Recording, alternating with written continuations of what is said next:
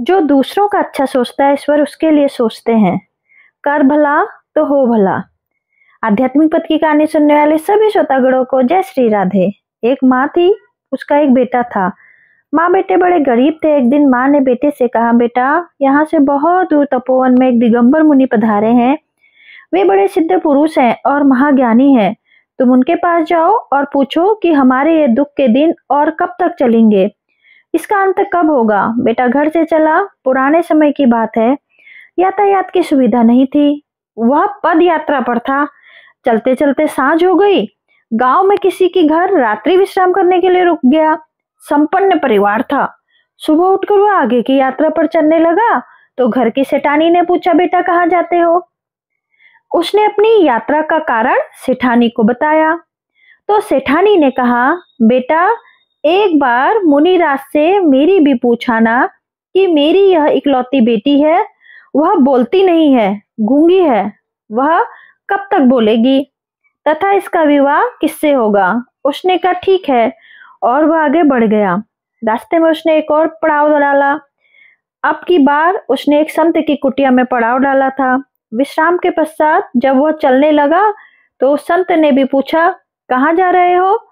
उसने संत श्री को भी अपनी यात्रा का कारण बताया। संत ने कहा, बेटा मेरी भी एक समस्या है, उसे भी पूछ लेना। मेरी समस्या यह है कि मुझे साधना करते हुए 50 साल हो गए हैं।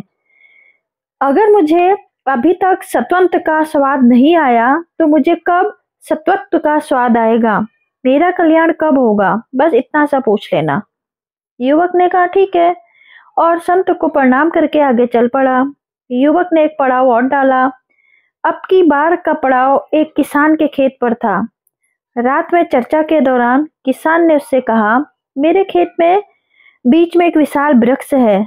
मैं बहुत परिश्रम और मेहनत करता हूँ, लेकिन उस बड़े वृक्ष के पास आसपास दूसरे वृक्ष पनपते नहीं हैं। पता नहीं क्या कारण है। किसान ने युवक से कहा, मेरी भी यह समस्या का समाधान कर लेना। युवक ने स्वीकृति में सिर हिला दिया और सुबह आगे बढ़ गया। अगले दिन वह मुनिराज के चरणों में पहुंच गया। मुनिराज के दर्शन किए। दर्शन कर उसने अपने जीवन को धन्य माना। मुनिराज ने प्रार्थना की कि प्रभु मेरी कुछ समस्याएं हैं जिनका मैं समाधान चाहता हूँ, आप आज्ञा दें तो श्री चरणों में निवेदन करूं। मुनि ने कहा ठीक है, मगर एक बात का विशेष ख्याल रखना कि 3 प्रश्न से ज्यादा मत पूछना। मैं तुम्हारे किन्हीं भी 3 प्रश्नों का ही समाधान दूंगा, इससे ज्यादा का नहीं। युवक तो बड़े धर्म संकट में फंस गया। अब क्या करूं, प्रश्न तो 4 हैं, 3 कैसे पूछूं। 3 प्रश्न दूसरे के हैं और 1 प्रश्न मेरा खुद का है। अब किसका प्रश्न छोड़ दूं? क्या लड़की का प्रश्न छोड़ दूं? नहीं नहीं, यह तो ठीक नहीं होगा। यह उसकी जिंदगी का सवाल है। तो क्या महात्मा के प्रश्न को छोड़ दूं? यह भी नहीं हो सकता। तो क्या किसान का प्रश्न छोड़ दूं? नहीं, यह भी ठीक नहीं है। बेचारा खून पसीना एक करता है, तब भी उसे कुछ भी नहीं मिलता। अंत में काफी ऊहापोह के बाद उसने तय किया कि वह खुद का प्रश्न नहीं पूछेगा।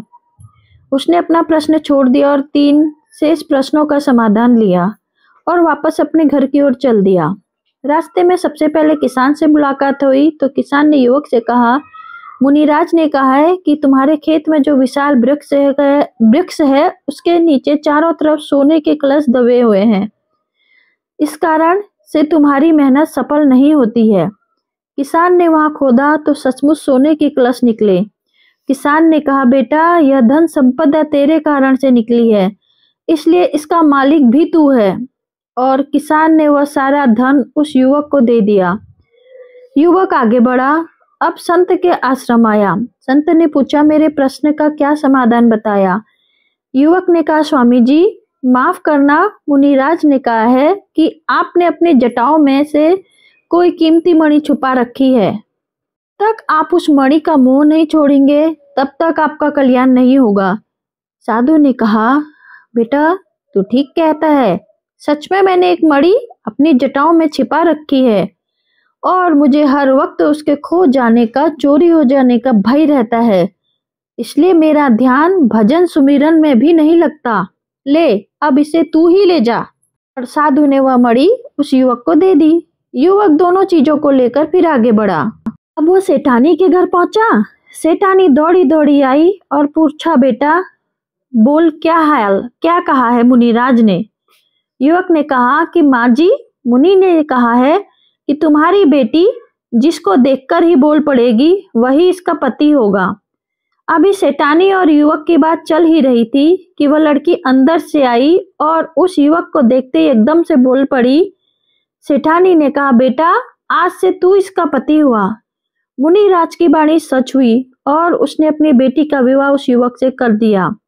अब वह युवक धन, मणि और कन्या को साथ लेकर अपने घर पहुंचा। माँ ने पूछा, बेटा तू आ गया, क्या कहा मुनिश्री ने, कब हमें इन दुखों से मुक्ति मिलेगी? बेटा ने कहा, माँ मुक्ति मिलेगी नहीं, मुक्ति मिल गई है। मुनिराज के दर्शन कर मैं धन्य हो गया। उनके तो दर्शन मात्र से ही जीवन के दुख, पीड़ाएं और दर्द खो जाते हैं। माँ ने पूछा, तो क्या मुनिराज ने हमारी समस्याओं का समाधान कर दिया है? बेटे ने कहा, हाँ माँ, मैं तो अपनी समस्याएं उनसे पूछी ही नहीं और समाधान भी हो गया। माँ ने पूछा, वो कैसे? बेटे ने कहा, माँ मैंने सबकी समस्याओं को अपनी समस्या समझा तो मेरी समस्या का समाधान स्वतः हो गया। जब दूसरों की समस्या अपनी खुद की समस्या बनने लगती है तो फिर अपनी समस्या कोई समस्या नहीं रहती है। जो दूसरों के लिए सोचता है, ईश्वर उसके लिए स्वयं सोचते हैं। जय श्री राधे, जय श्री कृष्णा। कमेंट बॉक्स में जरूर लिखिएगा जय श्री राधे।